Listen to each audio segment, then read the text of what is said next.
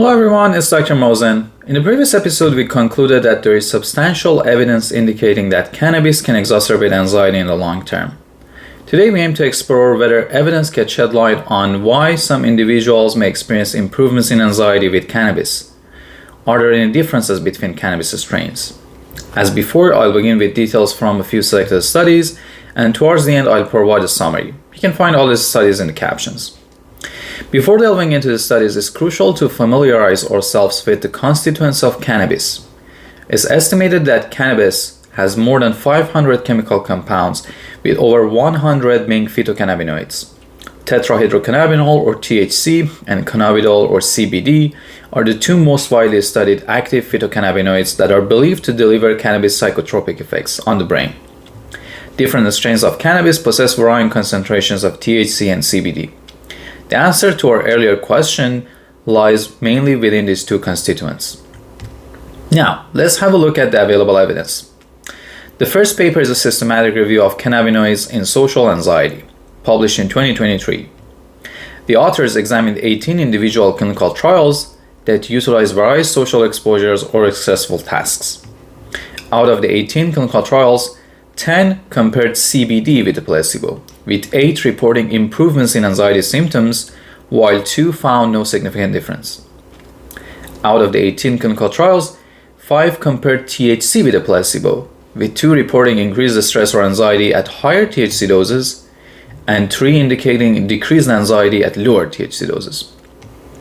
Furthermore, out of the 18 clinical trials, 2 compared THC with CBD, reporting increased anxiety with THC and a tendency toward decreased anxiety with CBD.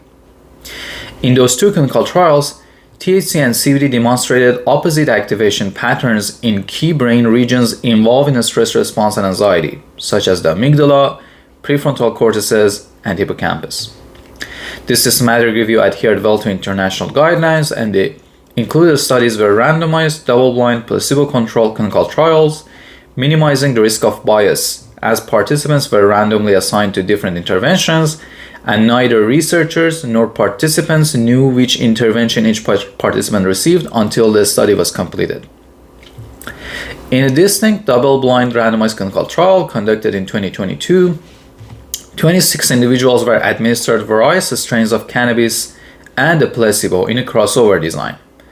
This design, where the same participants received all interventions and are compared with themselves, enhances the reliability of findings. During a stressful task in that trial, participants experienced a significantly higher increase in anxiety with THC-dominant cannabis compared to the cannabis strain that contained similar amounts of THC and CBD. The least anxiety was reported with the third strain, which was CBD-dominant cannabis with negligible concentrations of THC.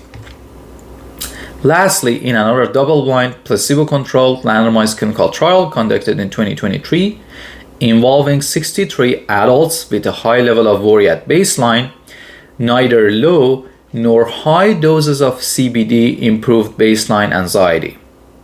This lack of improvement was observed both when CBD was administered acutely and over a 2-week period.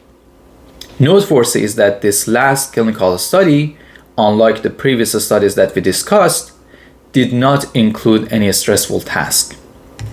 In summary, it appears that THC-dominant cannabis strains may significantly increase anxiety levels when individuals are exposed to stressful conditions compared to their sober state.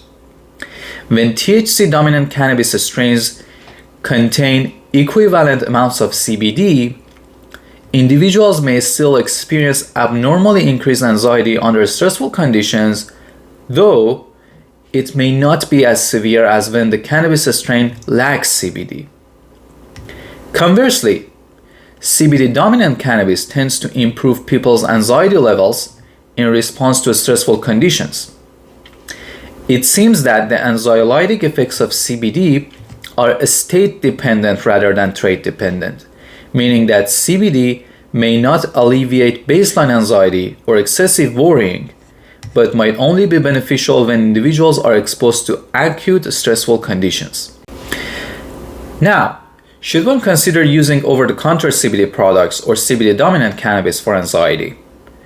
I will address this question shortly in the next episode of Psych Minutes.